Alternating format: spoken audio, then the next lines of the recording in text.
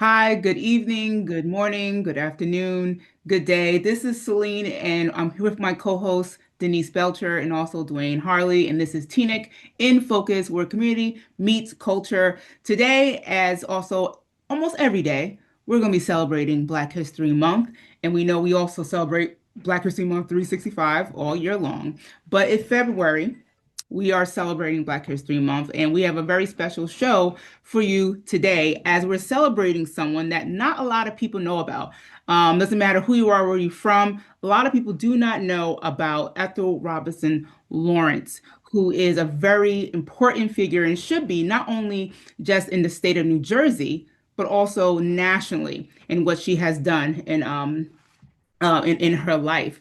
And so during Black History Month and during our show today, we're going to focus a little bit about who she was and how we're discussing civil rights history, we're discussing some Supreme Court, situations, and also how this local woman who was from New Jersey started this affordable housing fair fight for affordable housing in the state of New Jersey, in particular, Mount Laurel, New Jersey. Now, we are from Teaneck, right? A lot of us are from North Jersey. We're not really familiar about Mount Laurel, but there has been some great movement from Miss Ethel Robinson Lawrence and what she did back in the 50s and 60s. And so, how, and had this huge fight for affordable housing. Just to give a little background before we begin. Ms. Lawrence was an American civil rights advocate, best known for the decades-long fight to bring affordable housing to the suburban town of Mount Laurel, New Jersey. She was born in 1906. She was a public school teacher, and she started this in Burlington County, which is a county in Jersey. In case we don't know, a lot of us North Jerseyans don't know a lot about other counties below Newark. But she lived in Mount Laurel and did some amazing things. And Denise, you brought this topic for us and just educate us on who she was as a person, who she was as a civil rights activist, and how she brought fair housing to the state of New Jersey. Absolutely. Thank you for that. Ethel Lawrence was truly a trailblazer. I discovered her in actually discussing affordable housing, doing research and so forth, that she was a woman that settled after the Civil War. Her family settled in the Mount Laurel, New Jersey area and had lived there for many years. She was a mother of nine children, her and her husband. They did purchase a home and live there, but they noticed back in as early as the 1950s something very unique that was happening throughout the town of Mount Laurel, and that was developers were developing these large developments of homes, single family homes, to attract people that were trying to leave like the Philly area and wanted more of a suburban town. And so essentially, she noticed that the developer in the township was beginning to zone based upon income, based upon, they were literally zoning low and moderate income people out of the township. And so she saw this as early as the 1950s, and throughout the 1960s, she even proposed a 36 unit townhouse development that was turned down by her planning board within her township. So it all of the Mount Laurel, many of us hear about the Mount Laurel 1 and 2. These were actually two different lawsuits. In 1971, a lawsuit known as Mount Laurel 1, it was filed by the NAACP in the town of Mount Laurel. And shout out during Black History Month to the NAACP Legal Defense Fund, because if we go back and we look at any kind of challenge to uphold civil rights in our history, NAACP Legal Defense Fund is at the basis of many of it. So essentially, this lawsuit was to really bring out the fact that there was being poor people and low moderate income persons were being excluded from zoning. So it was exclusionary zoning laws that created this lawsuit. And so as a result of it, the court came back and they determined that it was illegal for this to happen.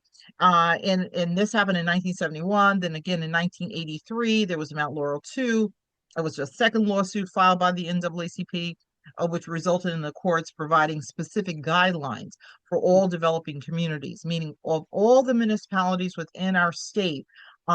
This law kind of spoke to the fact that there must be an allowable amount of development that was inclusive, that had a certain percent of set aside for low and moderate income families. So we have to thank Ethel Lawrence for this because of the fact that she was a pioneer.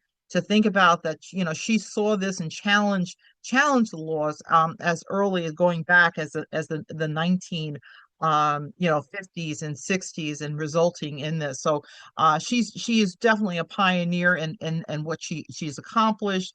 I just want to talk a little bit about the fact that as a result of that, the Mount Laurel decision morphed into what we know as COA, or the Coalition of Affordable Housing, and up to the present day of what many of our townships and municipalities throughout the state are grappling with even as we speak. And that is, how do we address the requirements of affordable housing? Because the reality is that our state is, like the entire nation, is faced with a lack or limited amount of affordable housing. And affordable housing is as opposed to market rate housing. And so as a result of it, there's upwards of over 100,000 units that are needed from within New Jersey. So as a result, we have government entities such as the Department of Community Affairs that are overseeing the municipalities' requirements in terms of number of units that they have are obligated to produce within a round. And a round is a 10-year period. In this case, we're in round 4, which began in 2025, last year, and it will extend into 2035. And there are certain requirements that each township has been given in terms of number of units. And many of our townships have challenged that or questioned that and so forth, and have even litigated to solve for it. But as a result of it, it creates a situation where townships have to own up to certain requirements. And so I'm going to talk a little bit about this, and I'm going to turn it over to Duane to talk about what is the Mount Laurel Doctrine from the standpoint of what it's required, the requirements for our township or any municipalities right now. Hmm. Thank you, Denise. Yeah, essentially, the Mount Laurel Doctrine mandates that every municipality pay its fair share of affordable housing. As you as described, we are in a deficit of affordable housing. So in order to reach or comply with that number, collectively, we all must chip in as as a state, and every municipality has to do their share. No more paying out of your obligation where you just give money, but you don't have to provide housing.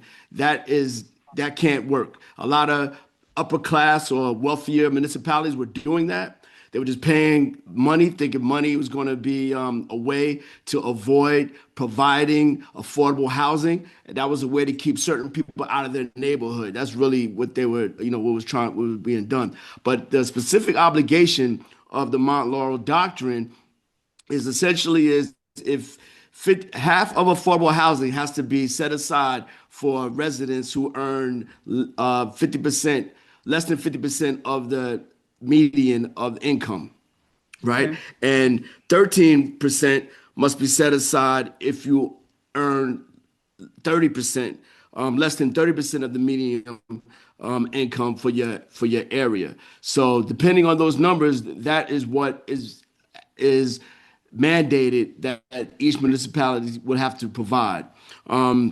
So again, you can't just pay your way out. You have to actually provide those particular numbers of units. So there could be, a plethora of options for people to buy homes. So if we just giving money but not anywhere for people to stay, then we're not necessarily following the law of the Mount Laurel Doctrine. Got it. You know what, Denise, I have a question real quick for those who are not really understand this. A lot of real estate and about legalese language that we're using right now. So you spoke about the rounds, and we're in round 4, and we began that 2025. Can you just explain that just a little bit for those who may be listening, not understanding what that is really? Sure, absolutely. As we know just from studying, Ethel Lawrence, this lawsuit um, resulted in going back as far back as the 1975, where our state made a commitment that okay, we're going to require affordable housing out of every town. And so as a result of that, we've been on this journey for a few decades now. So Wow. every 10 years is a round, and a round is pretty much, a township saying, okay, what are we saying that we are going to develop in terms of development for affordable units within our municipality? Okay. And so what a municipality looks at is they look at the fact that, okay, um, we're going to make this type of commitment within this 10-year period that we're going to produce this amount of housing units. Okay.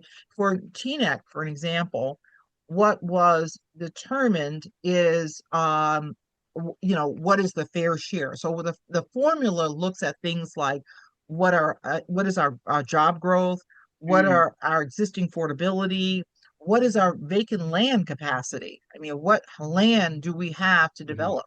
Okay, so all of that goes into the mix. And as a result of it, a number comes forward. And this number is pretty much overseen by, um, there is an entity known as the Fair Share. There is that's overseeing this. Also, the Department of Community Affairs is a government entity, and the state is overseeing this for every municipality. Now, to Duane's point, there have been some towns that have thought, we can buy our way out of this, or we can just not, we can just ignore it. And literally, there have been towns right in our county that have ignored their obligation for years, as if to say, we do not have to have poor people or moderately income people within our township. Now, that's not Teaneck. We have always lived up to our obligations. We have always lived up to obligation, given the fact that do we have available developable land? Is there land to be developed for that purpose? So in this last round that happened in 2024, Governor Murphy actually enacted legislation that says, okay, was really far reaching. It pretty much, as a result of this legislation, and the obligation for our town, particularly Teaneck, was 431 units over that 10-year period. wow. Okay. Okay. So as a result of that, we're looking around as government leaders and people that are on the planning board and so forth. We're saying, where can we develop this land? Where can we develop these units? Where is the land? Where is that? So as a result, we have developers that have come forward and says, hey, they'll raise their hand and they'll say, hey, I have a project in mind that can render X amount of units, and these units can help fulfill the obligation for round four. So I hope that answered your question, but and the gist of it is just that. So Definitely. we're in round four, and it covers from 2025 to 2035. And the Department of Community Affairs has calculated that we need over 100,000 affordable units for our state. Wow. Okay.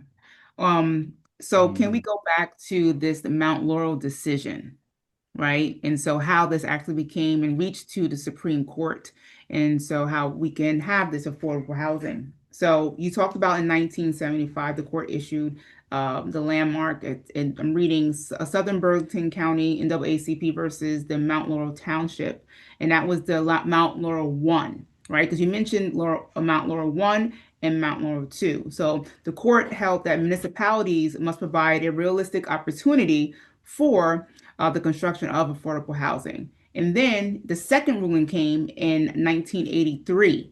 Okay, so that's the Mount Laurel 2, and that's really strengthened that enforcement. Can we explain a little more about that? Because there's the one and there's a two. Sure. That's a great question. Mount Laurel 2 was specifically the court saying that here are the guidelines. They began to be real specific in terms of, guidelines for developing development within communities. And it basically said that all municipalities have an obligation to provide a range of housing. This was accomplished by allowing for higher density developments. So what does that look like? That looks like higher density development is high rise developments, Mm. taller buildings, buildings that have more units. And so, as you can see, I mean, we can look around and we can identify towns within our county that look like that. Our largest city, Hackensack, Englewood, Fort Lee. So many of these towns after Mount Laurel too, that was settled in 1983, was basically saying that okay, we can go higher.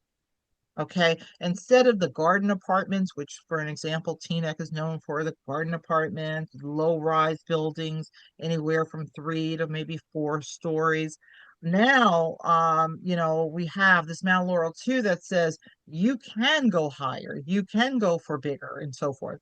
And so as a result of this, I just want to mention one thing, and that is that's sometimes a tightrope for communities that want to keep the appeal of residential feel, And not not being yeah, and not right, exactly, not being a New York feel. Many of our residents left New York, the high rise, right, capital of the world, to come right. to, lower, your standard single family, two family type of community. So how do we balance for that? And that is really the core of a lot of the concern within when it comes to development. And one other thing I just want to underscore is that Mount Laurel 2 says an obligation to provide a range of housing. And a range of housing does not just mean um, high-rise rentals.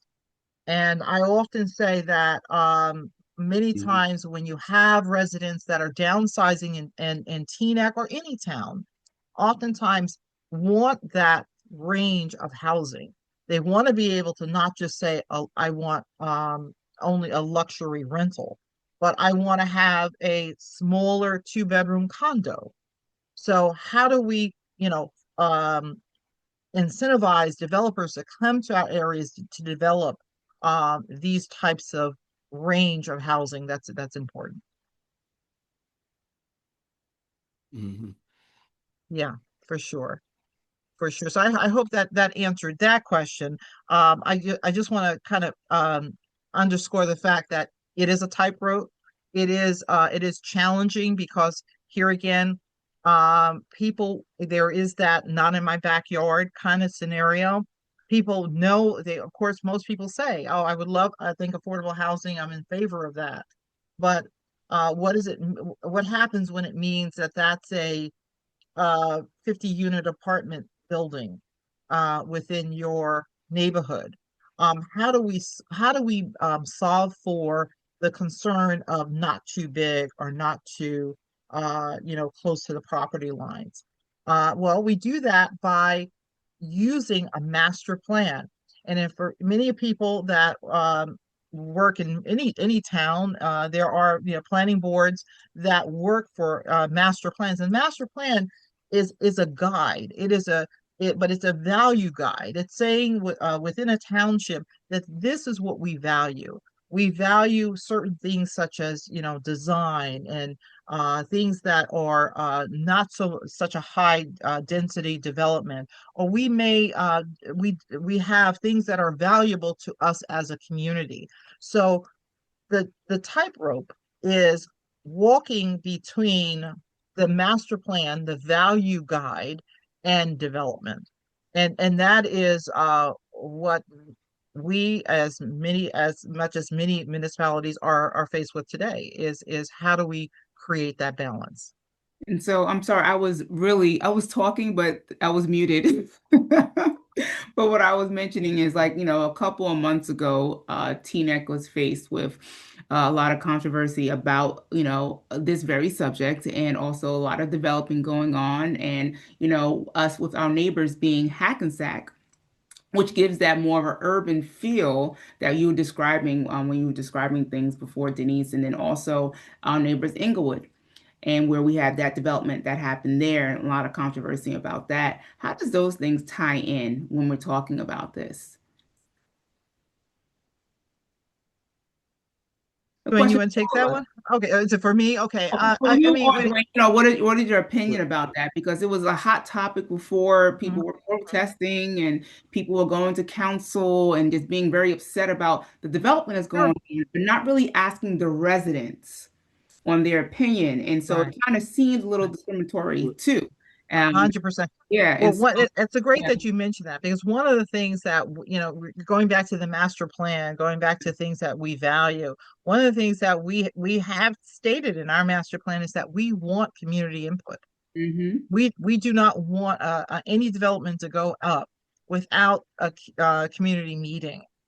And Right. it's funny that you mentioned that. We have two community meetings coming up, one for next week on this coming Tuesday, and then one for the following week on development. And that is important because that speaks to, we value hearing from our residents. Yeah. We value our residents knowing what's going on. The Mhm. first time a resident should hear about something is not when they see the Structure. construction trailer. Too Yeah, late then. exactly. Right. Right. It's too late then. The shovel's in the ground. It's like, what's happening in my neighborhood? No, we want you to know what's going on. I specifically encourage people attend planning board meetings, Mm. attend council meetings so that you can hear for yourself exactly what is being planned for your community. So to answer your question, I think what's happening is that you have a lot of people that may say, we are not like this town. We're not like New York. We're not like Hackensack. Or we're not like, and you're absolutely right. We're not. We have a master plan. We have a master plan, and any resident can download it. It's right on our township website. Download it and read it for yourself to see exactly what we value when it comes to development, what we value when it comes to housing, and so forth. What we value, the fact that we want to hear from you. So by all means, come out to these community meetings so that you can hear and know for yourself. And that's how we not only get educated, but also how we share a voice. A lot of us do not know when the planning board meetings are. A lot of us do not know when the council meetings are. And so now people do not know there is something called a planning board meeting, period. And so let's all take that advice from a Councilwoman Denise, who is telling us to go to a meeting, right? Go to our website, the Teaneck website, look when the meetings are. You can actually look and see who is on the planning board as well. Okay, a lot of our neighbors are on there. So just to tie everything all together, because we began by talking about Miss Robinson and how she did this landmark fair fight for fair housing in the community in Mount Laurel, New Jersey. She challenged suburban racial and economic segregation. She established legal standards for affordable housing, and she helped reshape land use law in Jersey and influence national conversations on home equity. And so we salute Ms. Robinson for another Black History moment that really just, helped us nationally, not just in the state of New Jersey, but did something nationally for us. Any last words, Denise and Duane, before we wrap it up today? 100%. I just want to thank the two of you for allowing me to bring forth Ethel Lawrence as a pioneer for affordable housing, and also during Black History Month. I think she's certainly a trailblazer, and I encourage people to learn about her life, to study her life, study what she meant. She paid a price for doing what she did. From things like being harassed and gunshots through her home, and having to change her number because she was threatened by people that did not have the courage to talk to her directly, all for wanting her neighbors to be able to live in Mount Laurel, a community where she and her family had lived in for decades. I encourage you to learn more about the Teaneck housing element and the Fair Share Plan. Keep an eye out on the township website. Attend planning board meetings where we talk about affordable housing developments. And just keep an eye out. We'll come back to you and keep you informed as to the status of things as we progress through this long saga of affordable housing and what our requirements are. But Teaneck has never been a community that has um, refused to do things. We have always been on the cutting edge of wanting to do things, but wanting to do things the right way. And I just encourage people to continue. Stay tuned. Thank you so much. Let's not just Mhm. forget about the things going on Yeah, this week I celebrating want Black History. Do you want to talk about that real quick, Dwayne?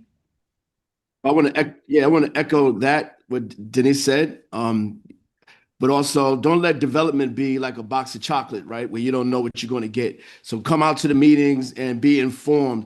Know what's happening because you don't want to look out and then at the end of the day, you're not happy of where you are living. So I think we definitely need options. Not everything should be rentals. We need some home ownership as well. That's part of development. Also, that also helps increase our property values when we do have a variety of housing options. So we should come out to the town halls. We should express our feelings and really have an awareness of how we want to really develop this township. And thanks to Ethel for allowing this opportunity where we could benefit from it even to this day. So let's not take it for granted, and let's make sure that we take advantage of the tools that we have to live in the community that we want. Yeah, awesome. And Well also said. some things you want to mention for Black History stuff going on this week. Anyone want to mention anything? I have a couple here. The HBCU events happening at Bergen Community College this Thursday. I'm thinking it's starting at 7 o'clock. I'm not sure, but Mhm. that's a big event there. So come to Bergen Community College. Also, the MLK Birthday Committee is having continuing their series on Black History this Thursday at the Teaneck Public Library. And also next week on the 26th, we have our own Duane Harley will be giving a series there at the library. And lastly, we have um, the Inquisitor, which is a movie that the Teaneck International Film Festival will be hosting. That will be at the Barrymore in Fort Lee, New Jersey. It's going to be about Barbara Jordan, which is a soror of mine. And it's called Inquisitor. It's going to have a talkback session. So that's what's going on this week, the 19th. That's actually in Fort Lee, New Jersey. We'll have all that set up. Make sure you subscribe to us and follow, of course. We thank you so much for joining us, everyone. Have a wonderful rest of your day.